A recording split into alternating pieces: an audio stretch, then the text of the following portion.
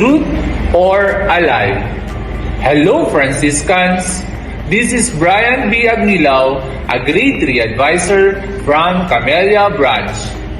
For thousands of years, this topic has been held up as a really important character trait by different philosophical traditions, religious traditions across multiple cultures.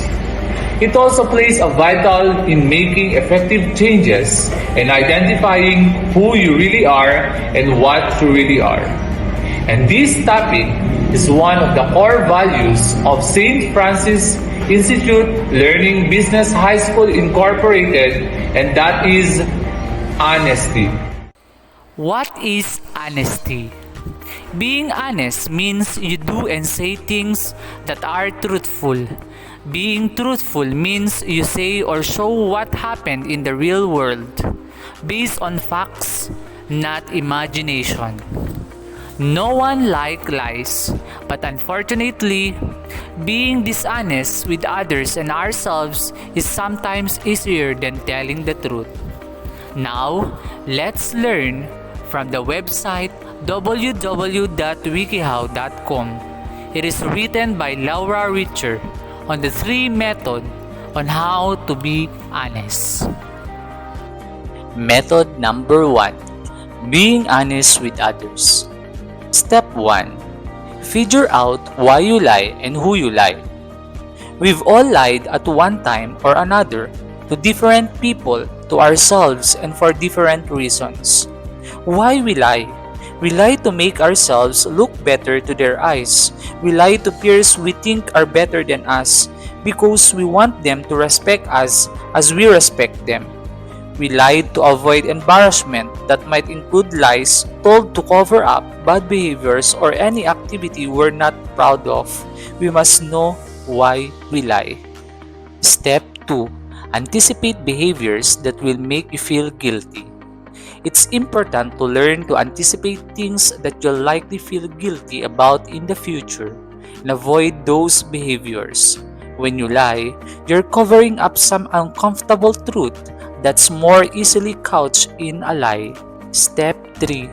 Stop comparing yourself to others. Sometimes we lie to make ourselves seem bigger and better than we really are. Because we're constantly competing and comparing ourselves to others, any inadequacies can be most easily overcome with quick creative lie. Forget what you think other people want to hear from you. Give other people the benefit of the doubt and assume that they're not running game on you or being manipulative. Speak from your heart and tell the truth without even slightest bit of concern about whether or not it will make you look bad. Step 4. Accept the consequence and decide to face them. Sometimes it's better to own up to lies, to deceits, and to prior behaviors that you're embarrassed about rather than continue weaving an elaborate web of lies. Step 5. Do things that make you feel pride. Do things that give you pleasure and that make you feel proud of yourself. Surround yourself with caring, understanding people who will respect you for who you are. Step 6. Avoid situations in which you'll have to lie for others. Be wary when someone tells you something in confidence that you know that you should share with someone else. Hearing such information puts you in a difficult position, especially when the truth eventually emerges and reveals to the affected person that you knew all along. Step 7. Distinguish between what the person you are conversing with needs to know and what you want to say. Sometimes we feel a burning urge in our guts to make ourselves be heard. To avoid oversharing, try to figure out the difference between things that you need to say because another person needs to hear it and things that you want to say to make yourself better. Step 8. Exercise tact. Everyone likes a straight shooter, but sometimes a straight shooter's aim can be off by a couple inches. consider the effect of your words and learn to rephrase possibly offensive or uncomfortable language. And now, let's proceed to method number 2. Being honest with yourself. Step 1. Give yourself an objective appraisal. It's important to look in the proverbial mirror every now and then and take stock of how you feel. What do you like about yourself? What do you need to work on? Step 2. Confront the things about yourself that you dislike. A big source of dishonesty in our lives comes from unwillingness to confront the things about ourselves that we're ashamed of, embarrassed about, or just plain disgusted by. As much as you can, try to eliminate excuses from your mind. It doesn't matter why this particularly uncomfortable truth about you is so, because you can't go back into the past to change it. You can, however, change your behavior now and start making yourself happier. Step 3. Create opportunities for yourself to improve. Try to identify specific areas for improvement and specific ways that you might improve yourself. Step 4. Take action. When you decide to act, carry through your decision. Lying to yourself is easy. It's easy to come up with couple hundred reasons not to do something you don't want to do. Now, let's move on to method number 3, avoiding unnecessary lies. Step 1 on how to avoid unnecessary lies. Step 1. Don't add colors to your stories. One all too tempting and common little lie is in filling in extra details to make a story more entertaining. It can be tempting to make it a bear that wandered into your campsite rather than a raccoon, but you might be setting a precedent that opens up a reason and opportunities for more lies. Let the truth be the truth and be as honest as possible. Now, let's proceed to step number 2 on how to avoid unnecessary lies. Get creative with white lies. We've all been there. When someone asks something dreaded like, "Do I look fat in this? Or is Santa Claus real?" Sometimes we feel we must lie to make someone else feel better or to lessen the blow or some uncomfortable truth, but the choice between being honest and lying isn't always a choice between A and B.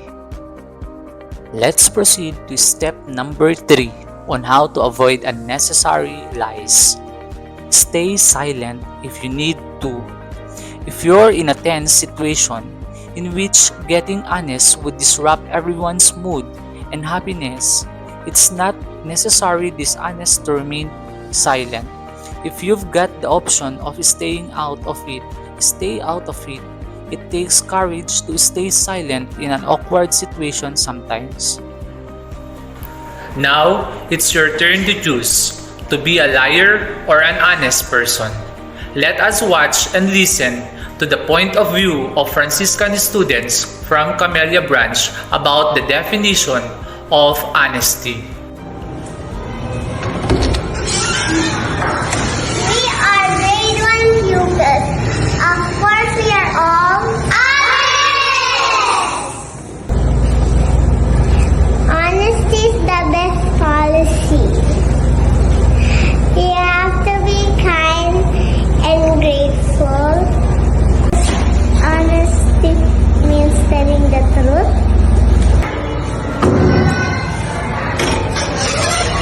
We are grade 2 pupils. Of course, we are all honest! Honesty means you are not lying and cheating. We are grade 3 pupils. Of course, we are all honest!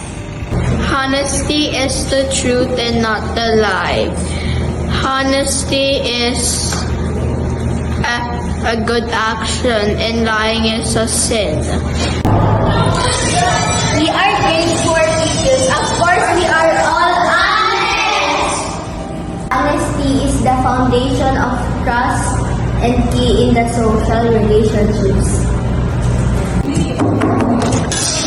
We're all grade 5 students. Of course, we're all honest! Honesty means you're a noble person. You are not lying nor cheating.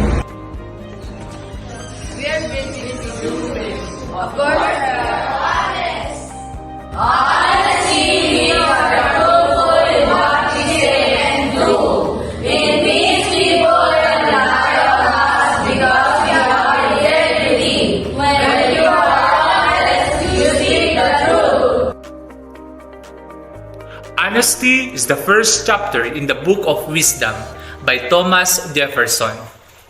Today, in the world that we live in, being only educated is not enough. To be truly successful, it is essential that we have the virtues that complement our academic knowledge.